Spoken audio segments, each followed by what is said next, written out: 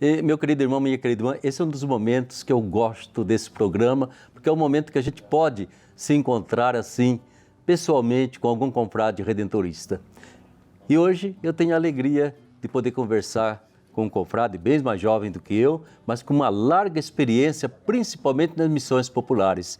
Padre Luiz Carlos Trader. Seja bem-vindo, Trader. Obrigado.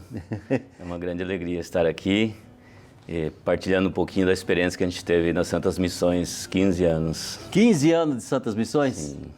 Você, além das missões, Trader, você trabalhou em mais algum local, algum lugar, em outra atividade da província? Sim. Trabalhei no santuário antes. Sim. E depois. Quer dizer que a sua vida foi sempre aqui entre o santuário e Missões. A pregação das Santas Missões, né? Exatamente, né, Trader? Dessas Santas Missões que tivemos que colocar, assim, um breque tremendo durante esse tempo de pandemia, né?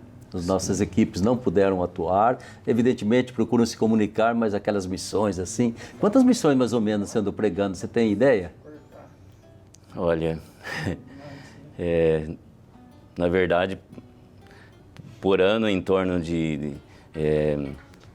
7, 8 missões, né? 7, 8 missões por ano, né? Então em pode 15 multiplicar anos. por 5 anos aí que vai longe. Sim. Umas 50 missões você deve ter pregado. Sim, mais ou menos. Ao longo desse tempo, né? Mas aqui nessa região, qual foi a região que você, com a sua equipe, andou frequentando mais? Principalmente São Paulo e Minas, né? Sim. É onde eles mais pedem missões aqui para as equipes de São Paulo, né? Mas também a gente pregou missões Rio Grande do Sul, Santa Catarina, Paraná, Bahia, Rio de Janeiro, né? Em todos esses estados também. Trabalhar nas Santas Missões é trabalhar em movimento constante, né? Chega em casa, se ajeita um pouquinho, descansa, arruma a trouxinha de novo, embarca, vamos para outro local, outra paróquia, outro estado, né? Como é que você sentiu essa experiência toda nas Santas Missões? Sim. Ajuda muito até o fato de a gente estar sempre pronto, né? Quer dizer, a mala, a gente nem guarda a mala, né? Então está sempre disponível. Em cima né? da cama ali para fazer Isso, de novo. E assim a gente, é uma experiência que a gente ganha também, até para outros trabalhos também, né? Está sempre disponível, né? Certamente, né? E pelo jeito tem que levar uma certa simplicidade de vida, né? Não precisar de muitas coisas para poder atuar pastoralmente, porque tem que estar se mexendo, se movimentando todo o tempo, não dá para levar um caminhão de mudança para um lugar, caminhão de mudança para outro lugar, Sim. É simplesmente aquela malinha, os instrumentos de trabalho e basta. Sim, e a gente leva muito aparelhos, né, Sim. da missão, aquilo que precisa para a missão, própria imagem que a gente carrega também, tudo, né? Então sempre acaba tendo muita coisa para levar para as comunidades. E o interessante é que o povo questiona também, né? Uma vez uma senhora foi me buscar, sempre as pessoas que vão buscar o missionário para levar para as comunidades, e aí aquele monte de coisa levando, a maioria era para a própria comunidade, para o trabalho, né? E aí ela disse assim, nossa, bastante coisa, né? O Papa Francisco não leva tudo isso, não. Achei muito interessante. Daí depois, quando a gente chegou lá, que ela viu que a maioria ficou lá na igreja, que era para o trabalho mesmo, aí ela falou, bom, então era para... bom, então é para a comunidade, não é para o missionário, não, né? Sim, sim. Eu acho que isso é importante, entende? Porque, de fato, a gente vai pregar lá em ambiente rural, em capelinhas que não tem recursos, né? Então tem que levar o aparelho de som, tem que levar o amplificador, né? Tem que levar um mundo de coisas, principalmente as bocas de alto-falante que a gente coloca lá fora para avisar todo mundo. É sempre algo que atualmente é tão necessário para a gente, né? Sim, não, sem dúvida. E isso, para você, que lembranças mais importantes que você tem desse tempo, desses 15 anos de trabalho assim constante, girando de um lugar para o outro, descansando uma semana em casa, de repente saindo. A dinâmica do trabalho já ia simplesmente para pregar missão ou havia toda uma dinâmica de preparação, entende, que vocês tinham que ir também? Porque a preparação é feita pelos leigos, né? Missionários leigos. Mas em que vocês atuavam? Sim, sim.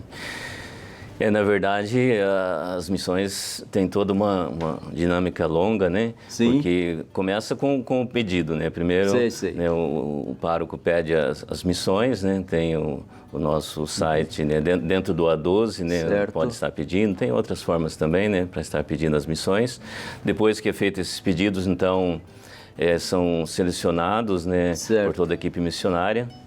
Quais os pedidos que poderão ser atendidos para o próximo ano. Isso já é feito no início do ano anterior. Isso envolve diretamente vocês ou não? É só... Sim, todos os missionários, né, participam dessa reunião missionária onde é feita essa escolha, né? Sei. E conforme a necessidade de cada local, a localização, tudo é feita a programação do ano seguinte.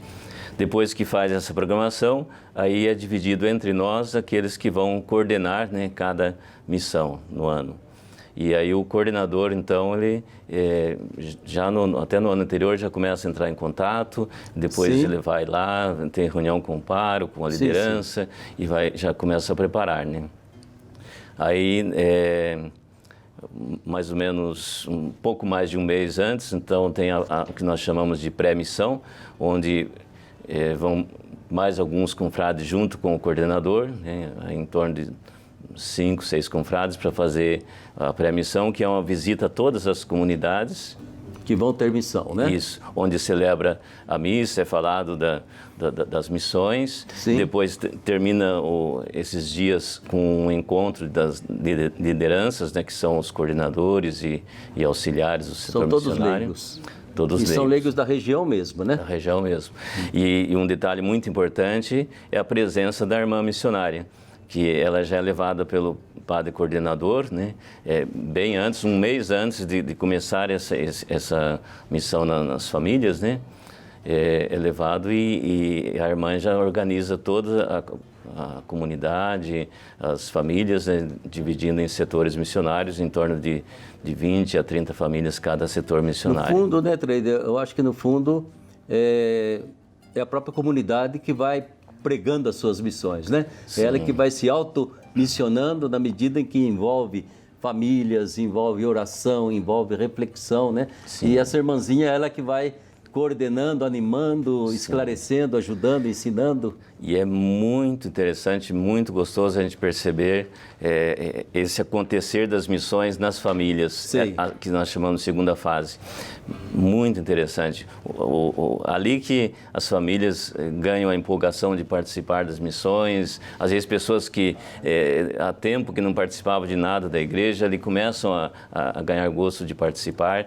E com o trabalho, principalmente ali do missionário leigo, né? Eu acho que é muito importante, né, Trader, que as Santas Missões Redentoristas, elas tentam atingir, né, aquele povo, aquele pessoal que normalmente não frequenta, né, que muitas vezes vive alheio, enquanto outros já participam de várias associações e movimentos, mas tem muita gente que se diz católico, mas está por fora, e a missão chega lá na casa dele, na casa daquela pessoa, provoca, convida, reza, ou seja, sem que ela perceba, ela gradativamente aceita o convite e entra na dinâmica das Santas Missões. E é muito interessante o quanto que desperta também novas lideranças ali, né, nesse acontecer das missões nas famílias, né? Na verdade, é uma experiência que eu sempre partilho. A minha própria vocação surgiu daí, embora que ainda Como é que foi? Não era missões, né? Sim. Mas eu, em primeiro lugar, na minha vida, eu fui missionário leigo, né? Com 10 anos de idade. Não diga. 10 anos de idade, né? Com a novena de Mas Natal. você morava num pequeno povoado ou numa cidade? Não, morava no sítio. No sítio. Então, a gente participava da catequese, né? Lá na cidade, né? E aí eles me conheciam pela catequese. E não tinha novena de Natal onde a gente morava. Sim. Então, lá na paróquia, né, os catequistas mesmo pediram para que formasse um grupo de novena de Natal lá para eu coordenar. Sei. E eu não estava nem um pouco adiantado na escola, não, porque eu comecei a estudar, eu já tinha 8 anos e meio, porque era bem miudinho. Eu tinha 10 anos, na verdade, quando comecei a missão, mas o tamanho era acho que de uma criança de 7, 8 anos. E aí explicaram como que fazia, para ir nas casas, marcar e tal. Ensinaram mais ou menos os cânticos também. Aí eu ia pelos carreiros lá marcando as novenas, né? Sim. E chegava no dia, não tinha energia elétrica, não tinha não, era a base do lampião ou da vela, né? Então a maioria às vezes nem conseguia enxergar para ler, mas os mais novos liam. Então a gente distribuía ali para alguém ajudar a ler também. Sim. Os cânticos saía tudo desafinado, naturalmente. Mas agrada a Deus do mesmo jeito. Não, e não só a Deus, mas todas aquelas pessoas ali ficavam muito admiradas e sempre comentavam, elogiavam. E aquilo ali foi me motivando a cada vez mais se interessar pela participação das coisas de Deus. E aí não demorou muito tempo, a gente já começou também a ajudar lá na paróquia, fazendo leitura nas missas e tal. Depois que a gente mudou para a cidade, aí me tornei coroinha também. Então, mas ali com 10 anos você já começou a coordenar. Sim. Então já fez a experiência daquilo que a gente chama assim, a segunda fase das Santas Missões, sim, né? Interessante, viu? E aí, a partir daí, nessas lembranças que você tem sempre alguma missão que deixa uma lembrança mais forte para a gente? Não, sempre tem, né? Na verdade, até é difícil a gente colocar uma, né? Porque tem várias missões. Tanto aquelas que, de repente, conseguem embalar mais, né? Sempre tem aquelas que... Sim, envolve mais todo mundo. Né? Às vezes até pelo envolvimento do pároco, que é muito interessante, né? Quando o pároco realmente arregaça as mangas e caminha junto. Caminha junto, animando o povo, tudo, ajuda muito, né? Sim. E depois, lógico, cada realidade é uma realidade também, às vezes a questão do trabalho das pessoas, tudo, então... O trader, uma coisa que é interessante, né? Durante esse período da missão, nas várias comunidades, vocês normalmente se hospedam em casas de família? Em casas de família. E essa experiência é boa, porque de repente a família está acolhendo um missionário ali, de vez em quando, evidentemente, para a família também é fácil, mas muitas vezes são famílias mais simples, né? Sim. E essa experiência, você pode dizer que ela é também evangelizadora? Não, sem dúvida, sem dúvida. É muito mais interessante quando a gente fica hospedado na casa das famílias do que na casa paroquial. Sim. Porque a gente entra mais realmente na vida do povo, tem mais essa interação. Quando está na casa paroquial, às vezes, tanto que até depois que passa as missões, de repente não tem tanto elo com as pessoas como quando a gente fica na casa das pessoas mesmo. E por mais simples que seja a família, parece que quanto mais simples, mais ainda eles capricham na hospedagem e fazem de tudo para hospedar bem o missionário. É muito bom, gratificante. Né? Coitadinho, os franguinhos pagam o pato, né? Sim, a hora que os frangos vê o missionário chegando, é só frango correndo, né? Fugindo. Mas eu acho que é muito importante essa experiência desse contato direto, até porque a família muitas vezes diz, né? Poxa, nunca entrou um padre aqui na minha casa, né? De repente eu tenho que hospedar alguém aqui dentro de casa, deslocar algum filho, alguém para abrir um espaçozinho para o missionário, né? Sim. E essa experiência, ela faz parte da missão, né? Sim, eu acho que é importante. Muitas pessoas tem aquela ideia, às vezes, até do padre distante. Daí, de repente, o padre vindo ali, hospedando na casa deles e tal. Então, eles têm mais coragem, de repente, de perguntar mais coisas ao padre, chegar mais até o padre. E eu creio que também para as outras pessoas, as outras famílias, né? Sentem que, de repente, tem um padre aqui no meio de nós, está vivendo conosco, né? Está acessível, fica tudo mais próximo, mais familiar. Eu acho que é um dos pontos fortes da missão, a proximidade do missionário, né? Sim, certamente deve ser muito interessante essa convivência que depois a gente guarda em amizade, não é mesmo? Sim, não, sem dúvida. Guarda quantas e quantas boas lembranças que a gente tem. E quando a gente vem trabalhar em Aparecida, acaba eles vindo aqui encontrando, né? Sempre as pessoas vêm encontrar, procurando, né? Dá aquele abraço, sim. É muito bom, né? Eu me lembro porque tem sempre no final do ano aquela romaria dos coordenadores e auxiliares, né? Que vêm até Aparecida agradecer o ano de missão e se encontrar com os missionários. Então, a coisa mais interessante que eu vi aqui na Basílica era a festa do reencontro com um missionário que esteve na minha comunidade, que pregou missão na minha capela. É muito interessante, né, o gosto de proximidade que se cria. E para você hoje, trabalhando no santuário, você acha que um complementa o outro? Trabalho em santuário, trabalho em missões populares, porque eu vejo que os nossos primeiros missionários, os alemães da Baviera, eles fizeram exatamente, né, essa, digamos, correspondência. A gente leva a Nossa Senhora à missão e lá vem o povo missionado visitar Nossa Senhora na sua igreja. Você acha que continua ainda havendo essa dinâmica de levar a missão, receber esse povo que foi missionado? Sim.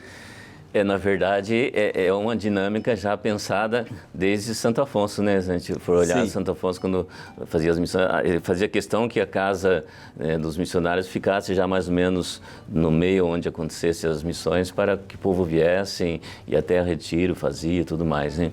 Então, naquele tempo já pensava nisso. E o santuário, sem dúvida, acontece muito isso, né? O povo que vem, que encontra o missionário, e agora ainda mais com os meios de comunicação, né? Com a TV Aparecida, então acaba chegando mais ainda, né? E sendo esse complemento e ajudando a perseverança do povo lá na comunidade. Eu acho que é tão importante essa experiência que, se Deus quiser, né, eu acho que as nossas equipes de missões deverão continuar logo que a pandemia abrir um pouco mais as portas, mas essa capacidade, entende, de nunca se acomodar, né? Nunca ficar apenas fazendo aquilo que a gente tem que fazer quando celebra a missa aqui e ali, mas nunca se acomodar, tem que sair, na igreja em saída, missionária, sair, ir ao encontro, provocar, né?